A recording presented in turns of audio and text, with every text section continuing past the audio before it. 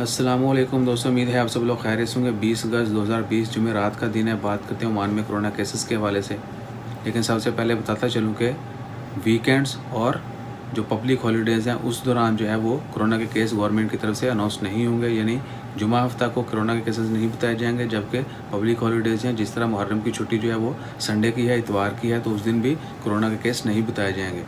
آج کے جو کیسز کی بات کرتے ہیں تو 163 کیس آج رپورٹ ہوئے، جبکہ 6 لوگ جو ہیں وفات پا چکے ہیں۔ انا للہ و انا الیہ راجعون۔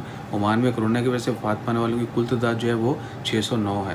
اللہ تعالیٰ تمام وفات پانے والوں کی مغفرت فرمائے اور ان کے لواحقین کو صبر و جمیل عطا کرے، جبکہ کرونا کیسز کی کل تعداد 83,769 ہے اور کل صحت یاب ہونے والوں کی تعداد جو ہے وہ 78,386 ہے۔ اس کے علاوہ پچھلے 24 گھنٹوں میں 42 لوگوں کو جو ہے 42 مریضوں کو ہاسپٹل میں ایڈمٹ کیا گیا اور ٹوٹل تعداد جو ہاسپٹل میں ایڈمٹ لوگوں کی وہ ہے 429۔ انٹینسیو کیئر یونٹ ICU میں جو مریض ہیں ان کی تعداد ہے 151۔ دعا کریں اللہ تعالیٰ ہم سب کو اپنی حفظ و ایمان میں رکھے، جو بیمار ہیں ان کو جلد سے جلد شفا کرے اور شفا یاب کرے، شفا کاملہ عطا فرمائے۔ Dear all, today 20th August on Thursday, Oman announced 163 positive cases of COVID-19, while 6 people died due to COVID-19. COVID-19 total cases are 83,769, while total recoveries are 78,386, and total numbers of death 609.